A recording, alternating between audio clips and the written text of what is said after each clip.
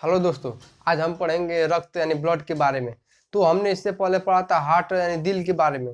अगर आपने इससे पहले वाला वीडियो नहीं देखा होगा तो डिस्क्रिप्शन में लिंक दे दिया हूँ, जाकर वीडियो को जरूर देख लेना।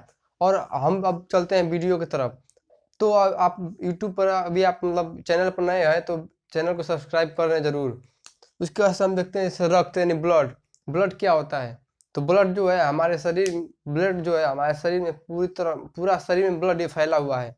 और ब्लड जो होता है कनेक्टिंग टिश्यू यानी संयोजी ऊतक का ब्लड बना होता है, यानी जो पूरे शरीर में फैला हुआ है और पूरे शरीर को कनेक्ट करके रखा हुआ है। तो जो ब्लड है, तो ब्लड का पीएच मान कितना होता है? ब्लड का पीएच मान जो होता है कितना होता है? तो ब्लड का पीएच मान होता है 7.4।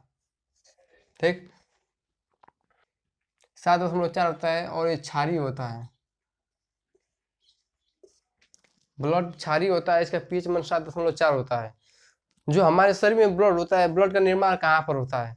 तो जैसे हम लोग के शरीर में जो ब्लड का निर्माण होता है, ब्लड का निर्माण दो मतलब निर्माण होता है दो प्रकार से। जो निर्माण होता है ब्लड का दो प्रकार से होता है। एक तो होगा बोन मैरो में होगा।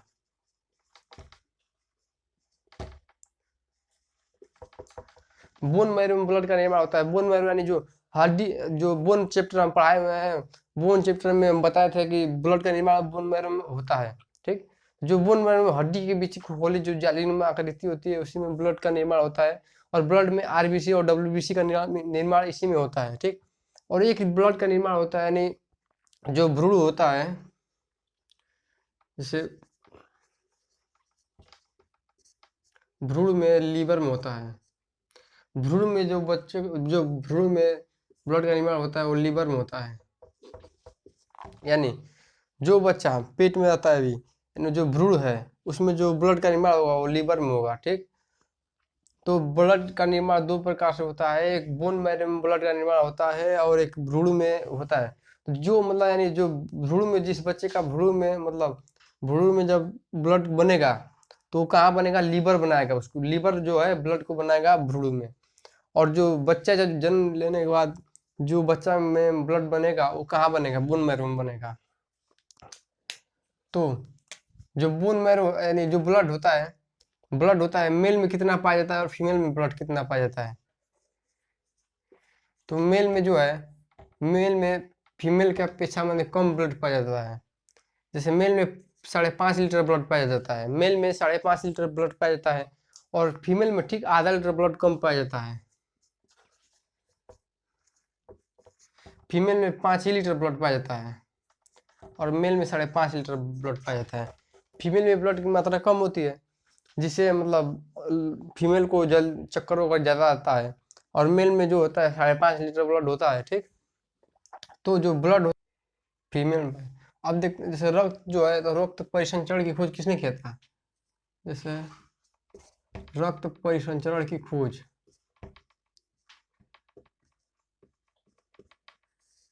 जो रक्त परिसंचरण की खोज किया था विलियम हार्वे ने किया था। विलियम हार्वे ने रक्त परिसंचरण का खोज किया था। तो अभी हम रक्त के बारे में इतने सब बेसिक जानकारी जान लिए। अब हम वीडियो में आगे बढ़ते हैं और देखते हैं ब्लड को कितने भागों में बांटा गया है, आरबीसी डब्ल्यूबीसी प्लेटलेट्स प्लाज्मा के बारे में देखते हैं। तो अभी वीडियो में आप लास्ट तक बने रहिएगा और देखिए ब्लड कैसा होता है। अब हम देखते हैं ब्लड को कितने भागों में बांटा गया है और ब्लड में क्या क्या होता है। तो जो ब्लड होता है, ब्लड को दो भागों में बांटा गया, यानी ब्लड को दो प्रकार में बांटा गया है। एक होता है प्लाज्मा, एक होता है रुधिराणु। यानी जो प्लाज्मा होता है ब्लड का, प्लाज्मा जो होता है ब्लड का 55 से 60% प्लाज्मा होता है। ठीक, मतलब जितना ब्लड होता है उसमें 55 से 60% प्लाज्मा पाया जाता है। प्लाज्मा एक तरल होता है जो रुधिराणु होता है, रुधिराणु यानी जिसको हम रक्त कण भी बोलते हैं। यानी जैसे चाय है, चाय को हम छानेंगे तो जब छानेंगे चाय को तो ज़्यादा मात्रा में क्या निकलेगा? चाय निकलेगा ज़्यादा मात्रा में, यानी 55 से 60% यानी ज़्यादा मात्रा में चाय निकल जाएगा। लेकिन जो थोड़ा सा बचेगा चाय पत्ती, यानी उसको हम रक्त कण बोलते हैं। जैसे ब्लड को अलग किया जाता है तो उसमें तरल निकल जाता है तो 55 से 60% हो जाता है और जो कण बच जाता है उसको हम बोलते हैं रुधिराणु। और इसी रुधिराणु है इसी में होता है आरबीसी डब्ल्यूबीसी और प्लेटलेट। जो रुधिराणु है ये 55 से 60 होगा, यानी रुधिराणु होता है, रुधिराणु जैसे 55 से 60% तक होता है, और ये होता है 40 से 45%। कहीं 40% मिलेगा, कहीं 45%, यानी 40 से 45% रुधिराणु होता है। अब रुधिराणु के अंतर्गत होता है आरबीसी, डब्ल्यूबीसी और प्लेटलेट्स। तो हम पहले देखते हैं प्लाज्मा के बारे में। तो जो प्लाज्मा होता है एक तरल द्रव होता है, और प्लाज्मा ब्लड में सबसे महत्वपूर्ण होता है प्लाज्मा। जैसे आप देख रहे होंगे कोरोना, जब कोरोना वायरस बहुत फैल रहा था, तो उसमें प्लाज्मा की, जैसे प्लाज्मा पे ही अटैक होता है और प्लाज्मा डोनेट हो रहा था। तो जो प्लाज्मा होता है, प्लाज्मा एक तरल पदार्थ होता है, और प्लाज्मा में 90% भाग, प्लाज्मा का 90% भाग तो जल होता है, और ठीक 10% भाग होता है। 90% भाग तो प्लाज्मा में सिर्फ जल ही होता है, और जो 10% होता है, 10% में फाइब्रिनोजेन होता है। फाइब्रिनोजेन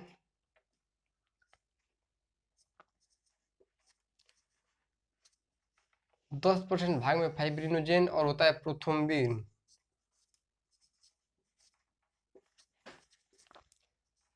ये दोनों प्रोटीन होते हैं, 10% भाग में फाइब्रिनोजेन और प्रोथ्रोम्बिन होता है। ये दोनों प्रोटीन होते हैं, और ये यही प्रोटीन होते हैं जो रक्त को थक्का जमाने में मदद करते हैं। यही प्रोटीन रक्त को थक्का जमाने में मदद करते हैं। और इसी में एक होता है हेपेरिन नामक प्रोटीन होता है, हेपेरिन होता है। जो हेपेरिन होता है, इसी में एक हेपेरिन होता है, ये जो होता है पतला होता है। तो प्लाज्मा में 90% भाग जल होता है, और 90% भाग जल होता है, और इसमें भी फाइब्रिनोजेन होता है और प्रोथ्रोम्बिन होता है। 10% भाग में प्रोटीन होते हैं, और इसी प्रोथ्रोम्बिन में होता है हेपेरिन, जो पतला होता है, और ये ब्लड को पतला होता है। जैसे हेपेरिन जब हम ब्लड को थक्का जमने में मदद करता है, तो हेपेरिन ही उसमें आवश्यक होता है। तो प्लाज्मा तो हम देख लिए। जो प्लाज्मा है, तो प्लाज्मा में जो है दो प्रोटीन है, फाइब्रिनोजेन। अगर अगर हम इसी प्रोटीन में से जो फाइब्रिनोजेन, इस प्रोटीन में से, जैसे इसमें प्लाज्मा में से इसको हम निकाल दें, फाइब्रिनोजेन को निकाल देते हैं, तो इसको हम सीरम बोलेंगे। जब ये फाइब्रिनोजेन प्रोटीन निकल जाएगा, तो इसको हम सीरम बोलेंगे। और जो प्लाज्मा होता है, प्लाज्मा जैसे एंटीबॉडी का कार्य करता है, यानी प्लाज्मा जो होता है ये बॉडी को मतलब रक्षा करता है, प्रदान करता है। तो हम प्लाज्मा के बारे में जान गए, और उसके बाद से देखते हैं रुधिराणु। यानी रुधिराणु के अंतर्गत देखेंगे डब्ल्यूबीसी, आरबीसी। हम प्लाज्मा देख लिया, हम देखते हैं आरबीसी के बारे में। तो जो प्लाज्मा होता है, तो प्लाज्मा में जैसे जैसे ऊँट जो होता है, तो ऊँट कहते हैं कि वो जैसे ऊँट पानी पीता है तो अपने कुएं में पानी को इकट्ठा कर लेता है, लेकिन नहीं, ऊँट एक बार में 40 से 50-60 लीटर पानी पी लेता है, और उस पानी को अवशोषण करके, डाइजेस्टिव करके, उस पानी को भेज देता है प्लाज्मा में, और प्लाज्मा से धीरे धीरे जब उसको पानी की जरूरत होती है, तो पानी उस प्लाज्मा से लेता रहता है। उसके बाद हम देखते हैं जैसे आरबीसी यानी ब्लड, आरबीसी यानी रेड ब्लड कार्पल्स, यानी लाल रक्त कणिकाएं, लाल रक्त कणिकाएं के बारे में। जो आरबीसी होता है, आरबीसी का जीवन काल कितना होता है? आरबीसी का जो जीवन काल होता है, आरबीसी का जीवन काल 120 दिन होता है। आरबीसी का जीवन काल कितना होता है? 120 दिन होता है। और आरबीसी की संख्या कितनी होती है? तो आरबीसी की संख्या लगभग होता है 50 लाख, 50 लाख या 5 मिलियन। आरबीसी की संख्या 50 लाख होता है। और जो आरबीसी होता है, इसका एक और नाम है, जैसे पेपर में कभी कभी पूछ देता है आरबीसी नहीं देकर, उसका एक और नाम देता है, उसका नाम है, एक और नाम, एरिथ्रोसाइट। एरिथ्रोसाइट यानी आरबीसी का नाम ना देखो, दे देगा कि एरिथ्रोसाइट की संख्या कितनी है, तो 50 लाख। क्योंकि आरबीसी कभी कभी नहीं देता है, आरबीसी की जगह पर एरिथ्रोसाइट देता है। जो आरबीसी है, आरबीसी का निर्माण कहाँ होता है?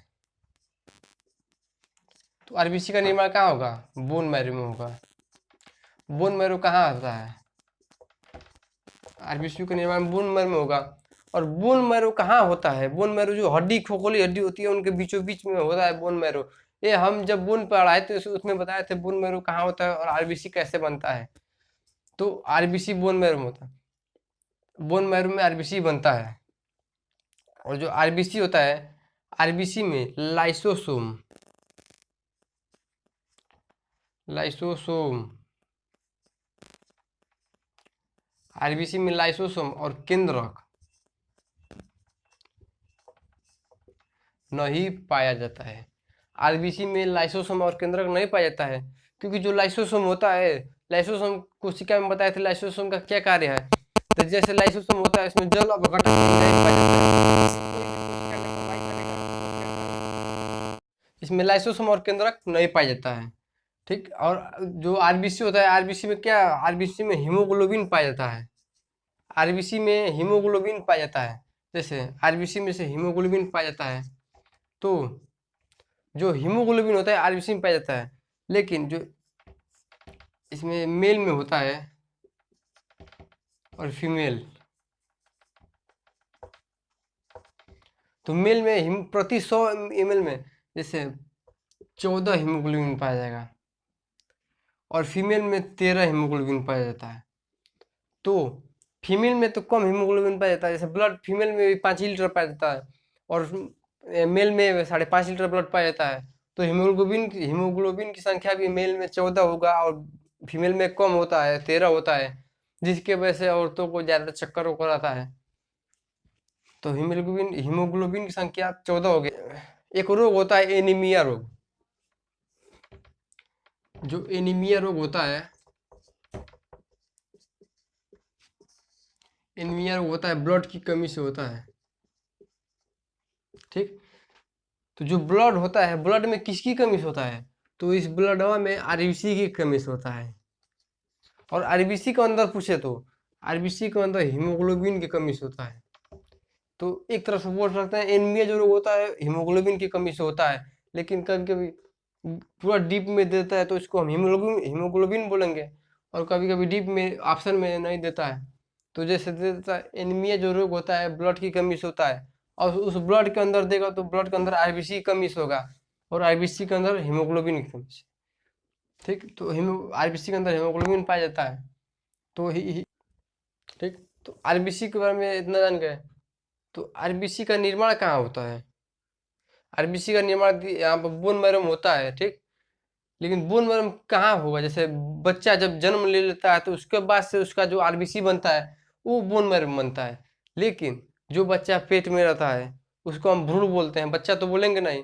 जैसे जो गर्भ में बच्चा है उसको हम भ्रूण बोलेंगे, और उसका भ्रूण का में जैसे जो भ्रूण होता है इसमें आरबीसी का निर्माण होता है कहाँ, भ्रूण में आरबीसी का निर्माण कहाँ होता है, तो भ्रूण में आरबीसी का निर्माण होता है लीवर में, यकृत में यानी लीवर में। ठीक। जो भ्रूण होता है उसमें आरबीसी का निर्माण लीवर में होता है। तो आरबीसी जो होता है, आरबीसी आरबीसी है, तो जैसे आरबीसी का जीवन काल 120 दिन होता है, आरबीसी का जीवन काल 120 दिन होता है। और जब 120 दिन बाद आरबीसी मर जाता है तो जाता कहाँ, उसका डेड बॉडी कहाँ जाता है, तो जो होता है प्लीहा, तिल्ली या प्लीहा, तो जो डेड बॉडी होता है आरबीसी का उसको अपनी तरफ खींच कर नष्ट कर देता है। तो हम बोल सकते हैं आरबीसी का कब्र। आरबीसी का कब्र किसे कहते हैं, तो आरबीसी का कब्र कहते हैं प्लीहा तिल्ली, प्लीहा या तिल्ली। तो दोस्तों हम आरबीसी के बारे में जान गए, यानी रेड ब्लड कॉर्पस के बारे में जान गए। अब हम इसके बाद से देखते हैं डब्ल्यूबीसी के बारे में, इसके बाद से देखते हैं डब्ल्यूबीसी के बारे में। तो आप वीडियो तक अंत तक बने रहेगा। अब हम देख तो दोस्तों हम देखते हैं डब्ल्यूबीसी के बारे में। तो डब्ल्यूबीसी का फुल फॉर्म क्या होता है, डब्ल्यूबीसी का फुल फॉर्म होता है व्हाइट ब्लड कार्पल्स, यानी श्वेत रुधिर कणिकाएं। तो जो डब्ल्यूबीसी होता है इसका संख्या कितनी होती है, तो डब्ल्यूबीसी की जो संख्या होता है ये 8,000 से 10,000 तक होता है। डब्ल्यूबीसी की संख्या 8,000 से 10,000 तक होता है। और डब्ल्यूबीसी को जैसे डब्ल्यूबीसी की संख्या, लेकिन डब्ल्यूबीसी में हीमोग्लोबिन पाया नहीं जाता है, हीमोग्लोबिन नहीं पाया जाता है, डब्ल्यूबीसी में हीमोग्लोबिन नहीं पाया जाता है, डब्ल्यूबीसी में हीमोग्लोबिन नहीं पाया जाता है। जिसके वजह से सफ़ेद कलर का होता है, यानी इसका रंग सफ़ेद होता है क्योंकि इसमें हीमोग्लोबिन नहीं पाया जाता है। और डब्ल्यूबीसी का जो आकार है, इसका आकार है, ये अनियमित रहता है, अनियमित रहता है, इसका कोई आकार नहीं होता है, अनियमित। लेकिन जो आरबीसी पढ़े थे, आरबीसी का आकार होता है, आरबीसी का आकार गोल होता है, गोल होता है, ठीक। जो डब्ल्यूबीसी है इसका आकार अनियमित होता है, इसकी संख्या 8,000 से 10,000 होता है। इसका क्या कार्य है? जैसे डब्ल्यूबीसी होता है, बीमारियों से रक्षा करता है।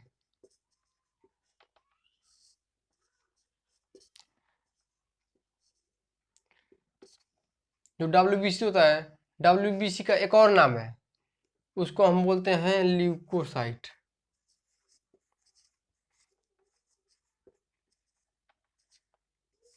कभी कभी पेपर में देता है ल्यूकोसाइट, यानी डब्ल्यूबीसी नहीं देकर दे देता है ल्यूकोसाइट।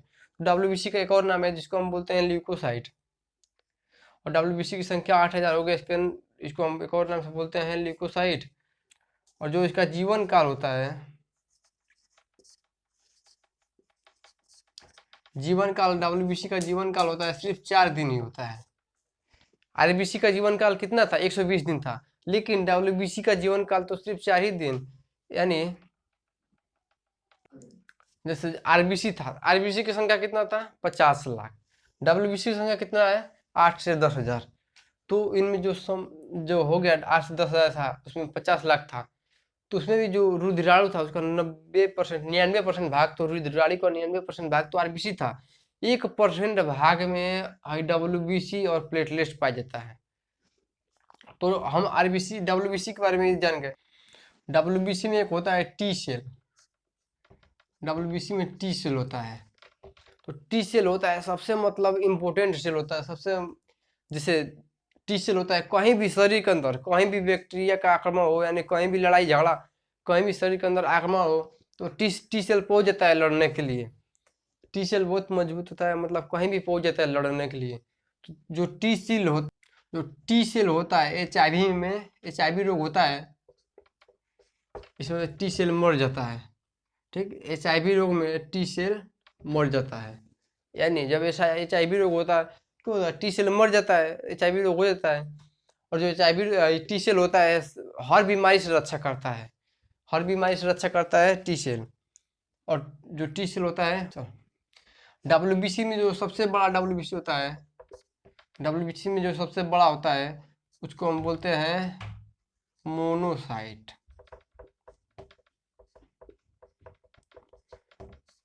जो डब्ल्यूबीसी में सबसे बड़ा डब्ल्यूबीसी होता है उसको हम बोलते हैं मोनोसाइट, क्योंकि जो ये मोनोसाइट है, यानी देखिए 50,000, जैसे आरबीसी की संख्या तो 50 लाख थी, आरबीसी की संख्या 50 लाख थी, तो 50 लाख थी तो एकदम छोटी छोटी होगा। जैसे 1 किलो सरसों ले लिए, 1 किलो सरसों ले लिए, तो सरसों तो छोटी छोटी एकदम होता है, छोटा छोटा छोटा छोटा होता है। तो सरसों 1 ही किलो में बहुत ज़्यादा संख्या में सरसों चढ़ जाएगा, यानी आरबीसी जो हो गया वो सरसों हो गया, क्योंकि छोटी छोटी होता है, छोटा छोटा, और पूरा कई संख्या में होता है। लेकिन जो डब्ल्यूबीसी होता है ये 8 से 10,000 होता है, यानी 8 से 10,000, यानी इसको धर लीजिए मटर, मटर जैसे होता है, यानी 8 ही 10,000 1 किलो में होता है। और सरसों जो होता है 50 लाख तक होता है। तो जब डब्ल्यूबीसी बड़ा होगा तो बड़ा होगा, उसमें भी सबसे बड़ा कौन होता है? मोनोसाइट। और मोनोसाइट क्या करता है? जो मोनोसाइट क्या करता है, जैसे जो लड़ने के बाद जो मरे हुए जो कीटाणु होते हैं, मरे हुए का भक्षण भक्षण करता है, भक्षण करता है, ठीक। तो मोनोसाइट का क्या कार्य है? मोनोसाइट भक्षण करता है, ये जो होता है भक्षण करता है। और इसमें भी एक और होता है लिम्फोसाइट, डब्ल्यूबीसी में एक होता है लिम्फोसाइट।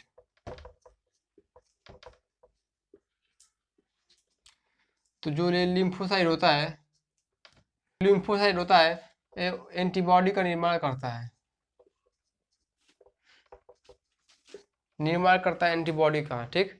और जो लिम्फोसाइट एंटीबॉडी का निर्माण करता है, और इसी लिम्फोसाइट में टी सेल और बी सेल, डब्ल्यूबीसी में बी सेल भी पाया जाता है, दोनों सेल पाए जाते हैं। और टी सेल नष्ट हो जाता है, एचआईवी रोग में टी सेल नष्ट हो जाता है।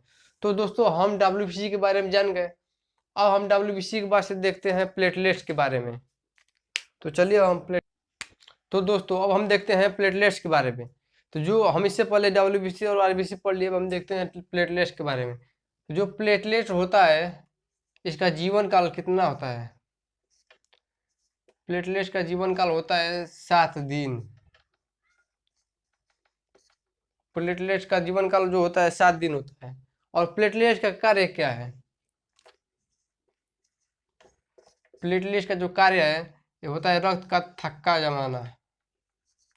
यानी कहीं कटता पिटता है तो प्लेटलेट्स की वजह से रक्त का थक्का जमता है। जो डेंगू रोग होता है, जो डेंगू होता है, डेंगू में प्लेटलेट्स की संख्या कम होता है, बहुत कम होता है डेंगू में प्लेटलेट्स। तो क्या होता है, डेंगू में एक टैबलेट भी होता है, टैबलेट भी मिलता है और कई प्रकार का उपाय भी। जैसे डेंगू होता है, जो डेंगू रोग होता है, डेंगू में जितने भी प्लेटलेट्स होते हैं सब प्लेटलेट झड़ जाते हैं, मतलब सब प्लेटलेट्स खत्म हो जाते हैं। डेंगू रोग में एक टैबलेट आता है, एक डोलो टैबलेट आता है, डोलो टैबलेट। तो जब डेंगू रोग हो जाता है डोलो टैबलेट खाने से क्या होता है, बीमार बुखार कम होता है। डोलो टैबलेट खाने से बुखार कम हो जाएगा। ठीक। जब डेंगू हो जाता है तो इसमें गिलोय पीना चाहिए। गिलोय होता है, गिलोय, एलोवेरा, एलोवेरा और जो होता है गोट बकरी का दूध। डेंगू में बकरी का दूध। एक और हो जाता है पपीता। कितने लोग तो पपीता का पत्ता जो होता है उसको पीस कर पीते हैं डेंगू रोग में। पपीता हो गया और एक हो गया, और इसमें कीवी भी होगा। तो जो गिलोय और एलोवेरा पियेंगे तो क्या करेगा, प्लेटलेट्स को गिरने नहीं देगा। ठीक। यहाँ पर जब डेंगू रोग होता है तो प्लेटलेट्स जो संख्या होता है गिरने लगता है एकदम से। जब इस गिलोय एलोवेरा पियेंगे तो गिरने से रुकेगा, यानी गिरने नहीं देगा। गिलोय और एलोवेरा गिरने ही नहीं देगा। डोलो टैबलेट बुखार को कम कर देगा और गिलोय एलोवेरा प्लेटलेट्स को गिरने नहीं देगा। और जो बकरी का दूध है, पपीता और कीवी है, ये खाने से प्लेटलेट की संख्या बढ़ने लगेगा, बढ़ने लगेगा।